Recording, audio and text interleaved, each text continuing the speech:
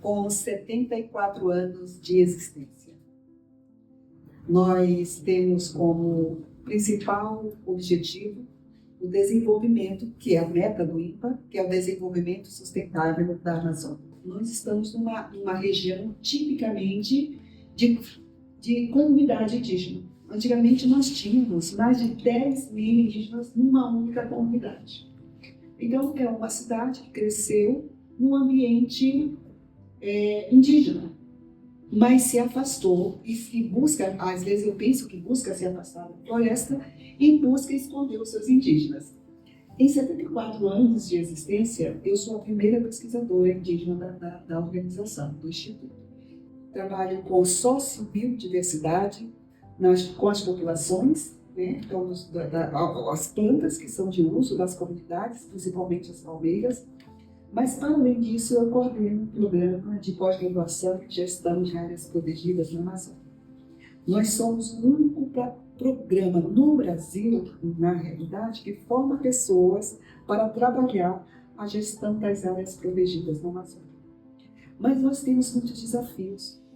Nós precisamos ser resilientes, não só às nossas áreas protegidas, mas também às nossas populações.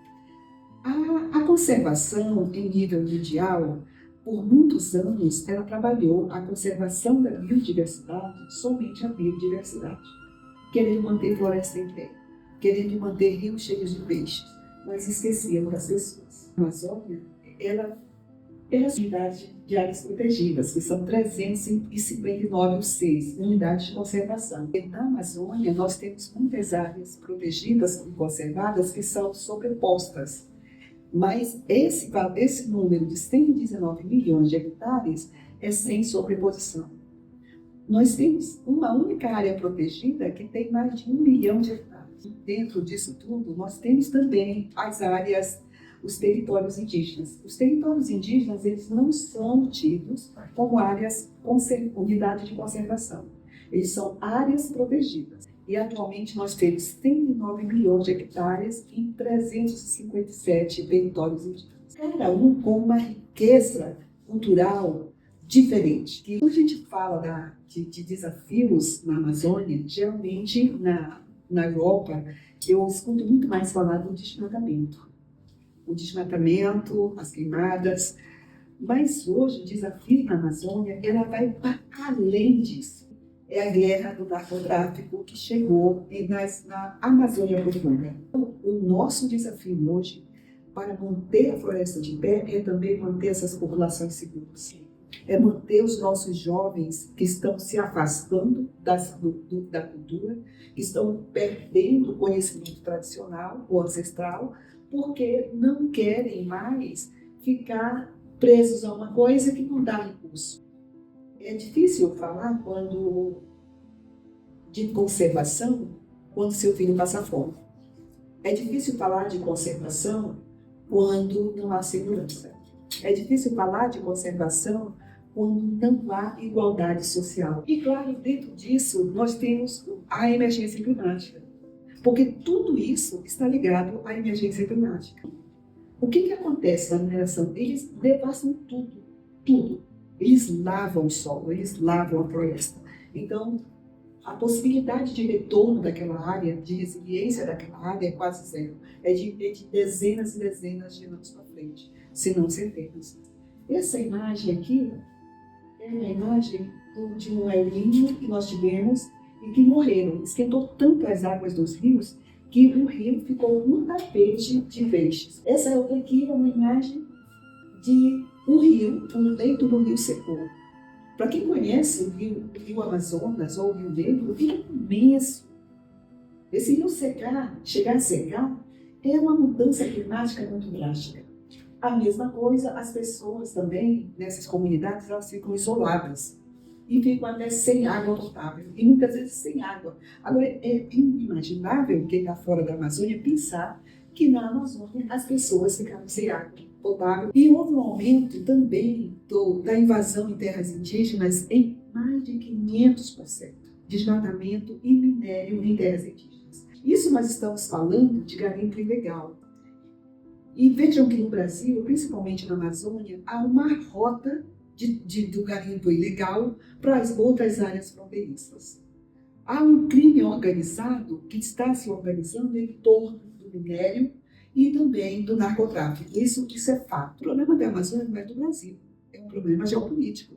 Por mais que a chuva intensa chegue lá, ou que a seca chegue lá, ou que os problemas sejam lá, no momento respira na Europa. É o elemento central da conservação da biodiversidade. Temos que pensar em soluções que estejam além dos políticos, que a partir do momento que eles mudam a política, mas a gente consiga conservar o que nós ganhamos como medida de resiliência. Costa Rica, Peru, Colômbia, Equador, Bolívia estiveram presentes nesse nosso evento, nesse seminário internacional e assinam a Carta da Amazônia Comum. A resiliência hoje ela depende de diplomacia e de cooperação, do que nós estamos fazendo aqui na Europa. Mas nós precisamos de uma resposta internacional, que essa resposta seja coordenada entre os países da Amazônia. Povos indígenas e populações tradicionais, eles são os guardiões da sociobiodiversidade e são pilares centrais em soluções baseadas na natureza.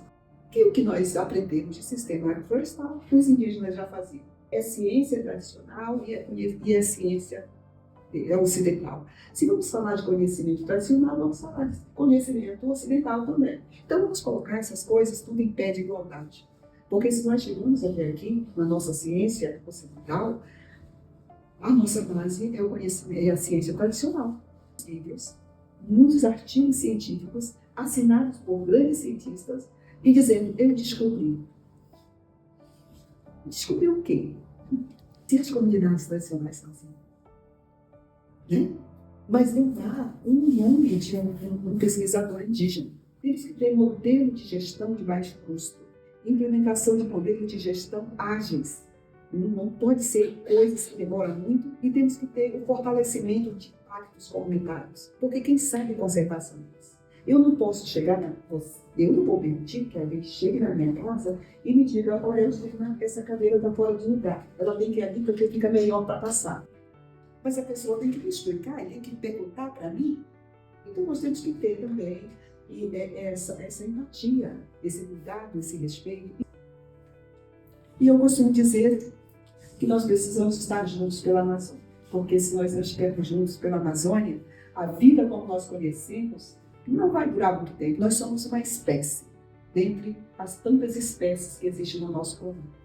E como toda boa espécie, nós temos que trabalhar pela preservação da nossa. Nós não temos que pensar que a Amazônia ela é simplesmente um lugar. Nós vivemos na Terra.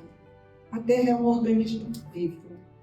E como todo organismo vivo é um corpo.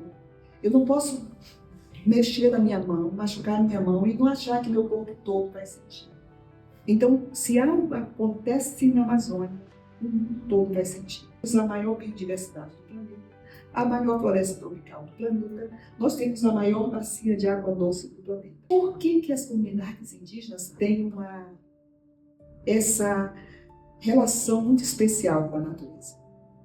Porque, para nós, povos indígenas, quando nós vamos entrar na floresta, eu vou observar essa floresta e vou ver que essa floresta ela tem uma mãe, ou tem um pai. E eu vou, antes de entrar, eu vou pedir licença a essa mãe e a esse pai. Ela tem uns encantados que nós conhecemos. Tem uns encantados que é a cosmogonia nossa, indígena. Se você entra na floresta e você não pede licença, muitas pessoas se perdem. Por que entraram não pedindo licença à mãe da floresta? Então ela vai lá, põe um encantamento, a pessoa fica rodando dias e dias no mesmo lugar e não sai do lugar. Né? Então a gente aí tem que conhecer. Quando nós, um indígena vai tomar banho no rio, e tem uma cobra grande, uma pessoa de fora diz, vocês deviam matar esse animal, é perigoso, não é? Ela é a mãe daquele rio. Se ela sai daquele rio, os peixes somem. Então há uma estreita relação da conservação com a vida indígena, com o cotidiano indígena.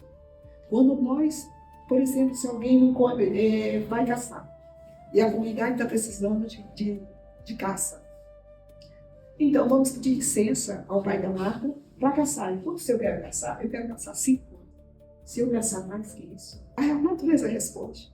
Por vários meses a pessoa vai lá e não consegue caçar nada, porque está de castigo pela natureza. As pessoas têm se afastado muito da natureza, têm se afastado, parece que tem medo da natureza. Esqueceram os seus seres encantados. Numa noite tranquila, deita embaixo de um e olhem para essa água silenciosamente, numa hora em que não tenha muita luz. E vejam que essa água vai estar dormindo. Percebam que você vai perceber a respiração da folha, você vai perceber a respiração da planta. Isso é a natureza viva. E nós nos fazer isso.